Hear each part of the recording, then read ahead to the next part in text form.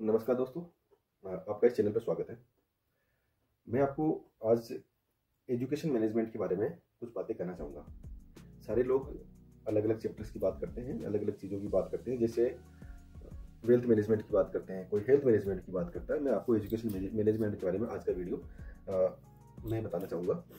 दोस्तों, सबसे पहले आपको मैं एक चीज़ कहना चाहता हूँ कि आपको करना है कि मैं चाहता हूँ कि मुझे बनना है, जैसे कोई किसी जॉब को प्राप्त करना है, तो आपका एक एम होना चाहिए कि मुझे कौन सी जॉब को प्राप्त करना है। वो जो आपके लिए वो जॉब होनी चाहिए जिसको आप चाहते हो। अब आज के डेट में सबसे बड़ी समस्या क्या आ रही है कि आज जो जॉब आई, जैसे अभी आज की डेट में कोई टीचर की भर्ती आ गई, कल की डेट में कोई एसआई की भर्ती आ गई, परसों की डेट में कोई पटवारी की या किसी और की भर्ती आ गई, तो आप उसके अंदर जाना चाहोगे। लेकिन दोस्तों, जब आपके पास एम नहीं है कि मुझे बनना क्या है, तो आप चारों में से कोई भी नहीं बन पाओगे। उसके पीछे एक लॉजिक है, बहुत बड़ा तर्क है। लोग कहते हैं कि जब आपकी स्टडी लॉन्ग टाइम नहीं होती ना, किसी चीज़ को अच्छे से जान नहीं लेते, तो आप उसमें आपकी सफल होने के चांसेस बहुत कम हो जाते हैं। मैं आपको एक छोटे से उदाहरण के साथ बताना चाहूँगा।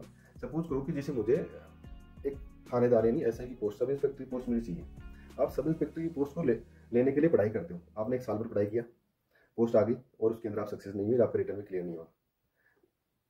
उसके थोड़े दिन बाद में, 2 महीने बाद में फिर से कोई दूसरी नोटिफिकेशन आ गया, कोई फर्स्ट ईयर टीचर का आ गया या कोई एसडीएम बनने के लिए पीएससी का आ गया। तो आप क्या करोगे, एसआई को छोड़ते हो और पीएससी के लिए पढ़ाई करने लग जाते हो, या फिर फर्स्ट ईयर के लिए पढ़ाई करने लग जाते हो, या फिर आप कांस्टेबल के लिए पढ़ाई करने लग जाते हो। तो दोस्तों, आप जब उस एसआई वाली भर्ती को छोड़ देते हो, या भर्ती की जो प्रक्रिया है या उसके लिए जो पढ़ाई है उसको आप छोड़ देते हो, तो आपके पास सक्सेस होने की रेट कम होती चली जाती है। क्यों? क्योंकि आप जिस एसआई के लिए 1 साल पढ़ाई किया और आपको चीज़ें बहुत सारी आपके पास में आ गई। ये अलग बात है कि आपका सिलेक्शन नहीं हुआ, वो मैटर नहीं करता। मैटर ये करता है कि आपने कितने लंबे समय तक उसके साथ पढ़ाई किया। अब आप उस एसआई की पढ़ाई को छोड़ करके और दूसरे किसी अन्य किसी एग्जाम की तैयारी करने लगे, तो आपसे वो सारी जो चीज़ें थी वो दूर हो गई। अब दूर होने से आपके पास कभी भी किसी भी प्रकार की जो सक्सेस रेट है ना, वो ऑटोमेटिक कम होती चली जाती है। ये अलग बात है कि कोई सडनली कोई ऐसी एग्जाम आई जिसके लिए लोग प्रिपेयर नहीं थे, और आपकी जो प्रिपरेशन थी उसके हिसाब से आपका नंबर आ सकता है और उसमें आप लग सकते हो। लेकिन आपकी एलिजिबिलिटी तो नहीं है ना उसमें। आप जो चाहते हो वो तो हुआ ही नहीं ना। आप चाहते थे कि ऐसे ही बनना, या आप चाहते थे इंस्पेक्टर बनना चाहते थे, वो तो हुआ नहीं है। तो उसके लिए आपको क्या करना पड़ेगा दोस्तों, यही बात है जो मैं आपको बताने वाला हूँ। आपको लंबे समय तक बैठना पड़ेगा। जैसे आपको साल 6 महीने आपको लगता है कि मुझे मेरी प्रिपरेशन, मेरी जो तैयारी है, वो तैयारी के लिए मुझे 1 साल लग जाएगी। 1 साल के बाद में आपको डाइवर्स नहीं होना है, एक साइड से दूसरी साइड नहीं जाना है।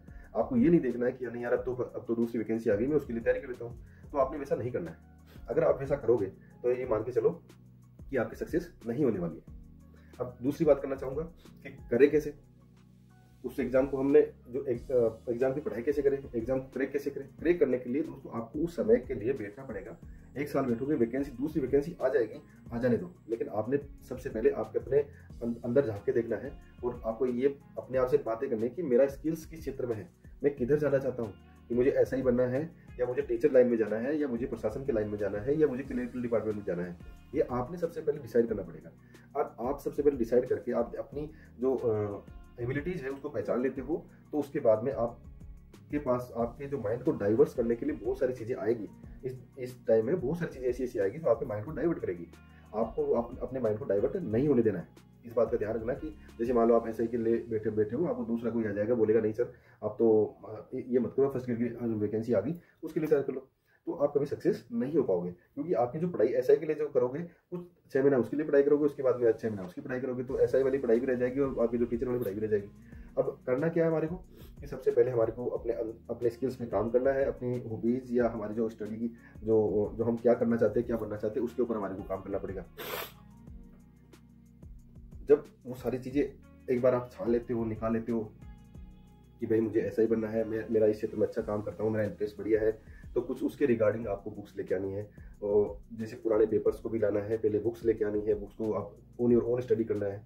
उसके बाद में उसके रिलेटेड जो पेपर्स है वो लेके आने हैं, उसकी तैयारी करना है। अब सिर्फ और सिर्फ आपको एक एम होना चाहिए कि मुझे एक जॉब पकड़नी है। जैसे कि लेट्स की हम लेते हैं कि मुझे एक सब इंस्पेक्टर बनना है। सब इंस्पेक्टर बनने के लिए आपको जो भी बुक्स हैं, जो भी स्टडी मटेरियल है, वो आपको ले आना है। उसके बाद में अब आपको मैं एक बताना चाहूँगी, थोरोली आपके सारा जो भी वो सिलेबस है उसको आपने एक बार पढ़ना है, 2 बार पढ़ना है। धीरे धीरे जो आपकी उसकी वीकनेसेस है उस पर काम करना है, और आपको ऐसे बैठना है कि 6 महीने 7 महीने जब तक आपकी वैकेंसी आ नहीं जाती, जब तक आपको उसको पढ़ते रहना है। अब जब वैकेंसी आ गई, आप एग्जाम देने गए और हो सकता है कि पहले अटेम्प्ट में आप पास नहीं हो पाए, कोई बात नहीं, नहीं होता, और हो गए तो सोने पे सुहागा है। लेकिन अगर आपकी वैकेंसी आ गई, आप पास नहीं हो पाए उस रिटर्न में, जब रिजल्ट आया तो आपको लगा कि रिटर्न में पास नहीं हो पाया, क्या हुआ? लोगों ने कहा कि लोग कहने लग जाएंगे, सर मैं तो 2 ही नंबर से रह गया, सर मैं तो 4 ही नंबर से रह गया। तो वो तो मतलब आपके लिए ठीक नहीं, तो बहाने देने वाली बात होगी। लेकिन लोग तो हर कैटेगरी में ऊपर ऊपर वाले रैंक में भी चलते हैं। मान लो कोई कैटेगरी में कोई एसी वाला बोलेगा सर मैं तो 2 ही नंबर से रह गया, तो वो अपनी कैटेगरी में रह गया। कोई बोलेगा सर मैं तो 4 नंबर से रह गया, ओबीसी वाला बोलेगा, कोई जनरल वाला बोलेगा मुझे सर 2 नंबर से रह गया। तो ऐसा नहीं है, आप कोई बात नहीं, आप सक्सेस नहीं, उस पर्टिकुलर एग्जाम में आप सक्सेस नहीं हुए, कोई बात नहीं, लेकिन आप फिर से आप उसी एग्जाम की तैयारी करने बैठना है, क्योंकि आपने जो एग्जाम की तैयारी करी थी, यानी आपकी जो तैयारी थी वो तैयारी का लेवल जिस लेवल पर था, मान लो 60% लेवल था, आपने पढ़ाई किया। अगली बार फिर वैकेंसी का वेट करना ही पड़ेगा आपको। जब अगर आपको अच्छे से सक्सेस होना है और ऐसा ही बनना है, तो ऐसा भी नहीं है कि मतलब जब 5-10 साल से एग्जाम आती रहती है, और 2 साल से 1 साल 2 साल 3 साल से एग्जाम्स आती रहती है। तो आप उसके लिए तैयारी करना है, और तैयारी करने के बाद जब आपका 1 साल 2 साल की प्रिपरेशन हो जाता है, तो प्रिपरेशन होने के बाद में मेरे ख्याल से मुझे नहीं लगता कि आपके अलावा कि कोई किसी की अच्छी एग्जाम की तैयारी हो सकती है जो टॉप नहीं कर सकता। टॉप कौन करते हैं? टॉप बच्चे वो टॉप करते हैं जो उस एग्जाम को कंटिन्यूस पढ़ते हैं, उस एग्जाम के लिए कंटिन्यू बैठे रहते हैं, वो जाकर के आपके मतलब एग्जाम को टॉप करते हैं। और हम क्या करते हैं, हम सेलेक्ट ही नहीं हो पाते। उसके पीछे कारण क्या है कि हमने 6 महीना तो उसकी स्टडी करी, 6 महीना उसकी स्टडी करी, तो क्या हुआ, न तो उसकी ढंग से तैयार हो पाया और न ही इसके लिए इस जो एसआई की एग्जाम थी उसके लिए तैयार हो पाया। तो सबसे बड़ी बात यह है कि आप जिस एग्जाम के लिए तैयारी करते हो, तैयारी करो, एक अपना एम बना लो, तो एम बना के उसी एक पर्टिकुलर एग्जाम के लिए तैयारी करो जिस एग्जाम के लिए आप पढ़ना चाहते हो। आप ये मत देखो कि मैं दूसरी का फॉर्म भर देता हूँ, एक तो आपको फाइनेंशियल लॉस भी हो जाएगा कि मान लो आपने 200-500 भरे और आप एग्जाम दे के आए, एग्जाम में न तो उसकी तैयारी थी, बस मैं ये सोच रहा हूँ कि मैं एग्जाम दे के आता हूँ। इससे बढ़िया एग्जाम देने के पैटर्न को समझ लो, कैसे कैसे एग्जाम का पैटर्न, और आप अपनी तैयारी को बढ़िया से बना के रखो। एक बार अगर सक्सेस नहीं होते कोई बात नहीं, लेकिन दूसरी बार जब एग्जाम दोगे तो आप जैसा कैंडिडेट नहीं मिलेगा, क्योंकि जो वो भीड़ है उस भीड़ के अंदर उतने ही सारे लोग दोबारा आ जाएंगे जो एग्जाम देने वाले होंगे। कोई किसी की तैयारी कर रहा होगा, कोई किसी की तैयारी कर रहा होगा, वो सारे उठ के फिर से वहीं आ जाएंगे, और वो भीड़ में फिर आप शामिल हो गए, तो आपकी जो प्रिपरेशन का लेवल है वो लेवल उसमें आएगा जिसमें वो लोग चाहते हैं कि भाई हाँ अब 60 अब 70% वाले जो कैंडिडेट है उसमें आपका सिलेक्शन होना चाहिए, तो उसमें आपका सिलेक्शन हो जाएगा। तो दोस्तों मैं इस वीडियो में इतना कहना चाहूंगा कि जब आपको तैयारी करनी है तो तैयारी आपको किसी एक एग्जाम के लिए तैयारी करनी है, और ये नहीं देखना कि मुझे दूसरे एग्जाम का फॉर्म भरना है। आपने अपने स्टडी का टाइम फिक्स करना है। अगले वीडियो में मैं आपसे बताऊंगा कि स्टडी करनी कैसी है, किस तरीके से स्टडी करनी है, और मैं अपने बारे में बताऊंगा कि किस तरह से मैंने अपनी सफलता हासिल करी थी। नमस्कार दोस्तों, आज इस वीडियो में इतना ही।